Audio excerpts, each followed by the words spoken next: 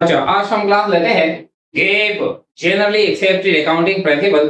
तो इस लेक्चर में हम दो अकाउंटिंग प्रिंसिपल की एक्सप्लेनेशन करते हैं। एक है मैचिंग प्रिंसिपल और दूसरा है रियलाइजेशन प्रिंसिपल। तो देखिए मैचिंग प्रिंसिपल क्या कहता है। According to this principle the revenue and expenses of the same accounting period are matched to calculate the net profit or net loss for the period। ये कहता है कि मैचिंग प्रिंसिपल के मुताबिक जो हम साल के आखिर में मिसाल लेते हैं, हमारा जो अकाउंटिंग पीरियड है वो एक साल है। अब जब हम साल के आखिर में कैलकुलेशन करते हैं, हम ये डिटर्मिनेशन करते हैं कि इस साल हमने मुनाफा कमा लिया है या हमने नुकसान कर लिया है। तो हम इसी साल में जो हम रेवेन्यू कमाते हैं, जो हम सेल करते हैं, और इसी साल में जो हम एक्सपेंसेस करते हैं, तो ये जो रेवेन्यू है और जो एक्सपेंसेस है of the same accounting period are compared with each other. तो सेम अकाउंटिंग पीरियड के जो रेवेन्यू और जो एक्सपेंसेस होते हैं वो हम आपस में कंपेयर करते हैं, मैच करते हैं to calculate the net profit or net loss for the period। इसी पीरियड के लिए, इसी साल के लिए जब हम नेट प्रॉफिट या नेट लॉस की कैलकुलेशन करते हैं। मिसाल लेते हैं, ये 2025 है, 2025 है। अब जनवरी 1 से लेकर दिसंबर 31 तक, जनवरी 1 से लेकर दिसंबर 31 तक हमारा जो अकाउंटिंग पीरियड है वो एक साल है। अब जनवरी 1 से लेकर दिसंबर 31 तक 2025 तक इसी साल में जो हम रेवेन्यू जनरेट करते हैं, मिसाल के तौर पर हम जनवरी में सेल करते हैं, फरवरी में सेल करते हैं, मार्च में, अप्रैल में वगैरह वगैरह, दिसंबर 31 तक जो हम सेल करते हैं, या अगर हमारा बिजनेस है वो सर्विस बिजनेस है तो हम जो सर्विस प्रोवाइड करते हैं, यानी जनवरी 1 से 31 दिसंबर तक पीरियड टोटल करेंगे। इसी साल में जो हम एक्सपेंसेस करते हैं, मिसाल के तौर पर जनवरी से लेकर मार्च, फरवरी, मार्च, अप्रैल, मई, 31 दिसंबर तक जो हम एक्सपेंसेस करते हैं, मिसाल लेते हैं रेंट एक्सपेंस है, सैलरी एक्सपेंस है, कमीशन एक्सपेंस है, सैलरी वगैरह वगैरह। तो जो एक्सपेंसेस 2025 में यानी आते हैं तो वो हम कंपेयर करेंगे जो 2025 में जो हम रेवेन्यू जनरेट करते हैं। यानी देखें तो ये जो रेवेन्यू है 2025 में जितना हमने रेवेन्यू कमा लिया है और 2025 में हमने जितने अखराजात कर लिए हैं, ये आपस में क्या करेंगे, ये मैच करेंगे। मैच का क्या मतलब है, कंपेयर करेंगे एक्सपेंसिव रेवेन्यू से, यानी माइनस करेंगे, डिडक्ट करेंगे। किस मकसद के लिए, to calculate the net profit या नेट लॉस, नेट प्रॉफिट या नेट लॉस कैलकुलेशन के लिए फिर हम जो एक्सपेंसेस होते हैं वो हम टोटल रेवेन्यू से माइनस कर रहे हैं। मिसाल लेते हैं, ये इस तरह हम टोटल जो रेवेन्यू इस तरह रिकॉर्ड करते हैं, टोटल रेवेन्यू, टोटल और रेवेन्यू।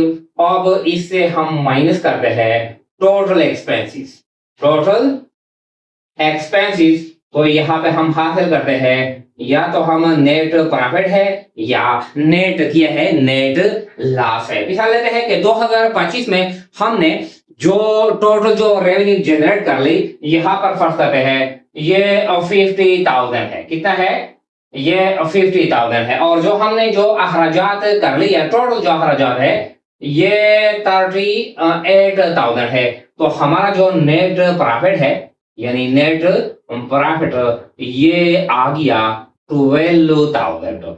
तो ये जो हम प्रॉफिट और लाभ की डिटर्मिनेशन करते हैं तो ये एक अकाउंटिंग प्रिंसिपल की बुनियाद पे करते हैं और इस प्रिंसिपल को कहते हैं मैचिंग प्रिंसिपल। एक साल में, एक पीरियड में जो हम रेवेन्यू जनरेट करते हैं, इसी पीरियड में जो हम अखराजात करते हैं तो वो हम कंपेयर करेंगे। ऐसा हम नहीं करते। देखें यहाँ पर कुछ जो एक्सपेंसेस होते हैं जो 2024 में वाक़या होते हैं या जो 2023 में वाक़या होते हैं, अब हम वो लाते हैं और 2025 के रेवेन्यू से माइनस करते हैं। तो ये गलत है, ये इस प्रिंसिपल की वायलेशन है, खिलाफवर्जी है। हम ऐसा नहीं कर सकते। जिस पीरियड में जो हम रेवेन्यू जनरेट करते हैं, इसी पीरियड में जो हम एक्सपेंसेस करते हैं तो वो हम कंपेयर करेंगे, माइनस करेंगे और टू कैलकुलेट नेट प्रॉफिट और net losses for the period.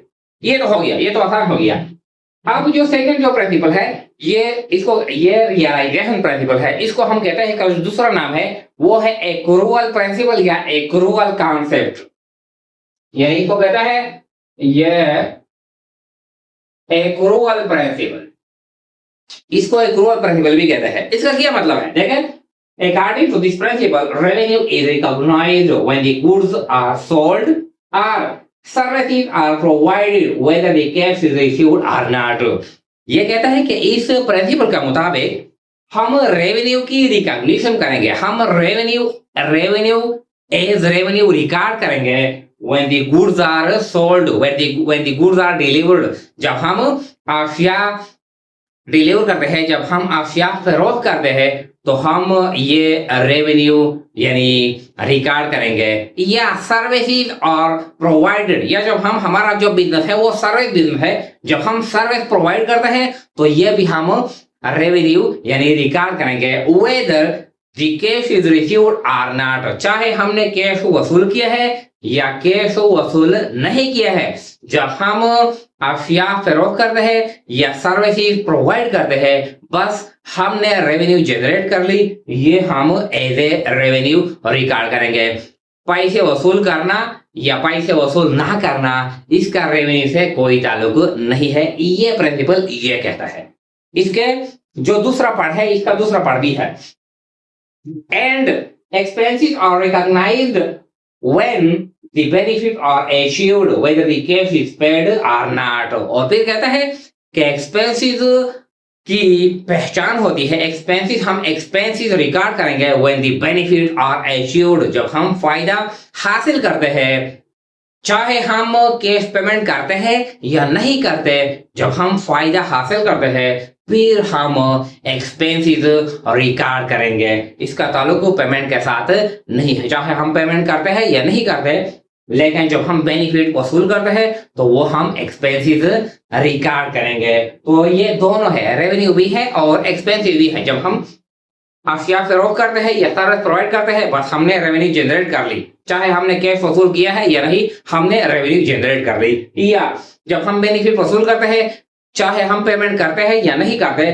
बस ये हम एक्सपेंसेस के तौर पे हम रिकॉर्ड करेंगे। तो इसको कहते हैं रियलाइजेशन प्रिंसिपल। अच्छा, इसमें हमारे पास दो है, एक है एक्रूड एक्सपेंस और एक है एक्रूड इनकम। एक्रूड एक्सपेंस का मतलब यह है कि वो अखराजात जो हो जाते हैं लेकिन अभी तक हमने पेमेंट नहीं किया है और अखराजात हो गए हैं, लिखा लेते हैं।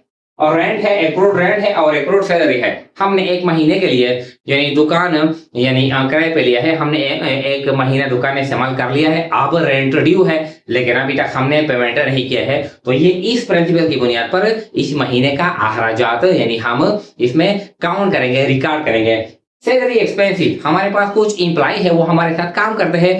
अब अप्रैल का महीना है, मिसाल ले रहे हैं, अब 30 अप्रैल है, हमने पेमेंट नहीं किया है लेकिन उन्होंने हमारे साथ 1 अप्रैल से लेकर 30 अप्रैल तक काम किया है, तो ये इसी महीने के यानी अखराजात में शामिल होंगे, लेकिन अभी तक हमने पेमेंट नहीं किया है लेकिन हम अखराजात यानी रिकॉर्ड करेंगे। तो इसको कहते हैं एक्रूड एक्सपेंस। अच्छा, इस तरह एक्रूड इनकम, वो इनकम जो हम कमा लेते हैं लेकिन अभी तक हम वसूल नहीं करते, तो इसको कहते हैं एक्रूड इनकम। मिसाल लेते हैं, हमने किसी के लिए कोई काम किया है, कोई सर्विस प्रोवाइड किया है, तो हमने कमीशन यानी कमाया है लेकिन अभी तक हमने वसूल नहीं किया है, तो ये एक्रूड इनकम है। ये हम इस प्रिंसिपल की बुनियाद पे इसी पीरियड में, इसी महीने में हम रेवेन्यू में रिकॉर्ड करेंगे।